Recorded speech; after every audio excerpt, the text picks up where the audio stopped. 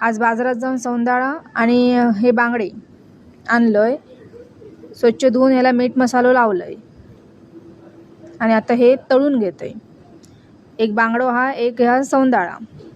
सौंदाळा कसा अजून टेस्टी असता, दोन्ही पण भेटले ताजे एकदम। आता ह्यांचाच मी थोडासा सार पण बनवतोय, भाताबरोबर खाव। हे आता वाटप, हिरवा वाटप करून घेतलंय, आता होय या सार बनवतोय। बघा अशी उकळी इली की आता ह्याच्यात थोडा सौंदाळा दोन आणि बांगड्या सोडतोय। या भाताबरोबर खावक चांगला। थोडं हे सौंदाळा आणि बांगडो फ्राय करून घेतोय। आजचो बेत, रविवार ना। बघा कशी वाटली माझी थाळी, कमेंट करून सांगा। येवा जेवक, लाईक शेअर करा, सबस्क्राईब करा। बाय, धन्यवाद।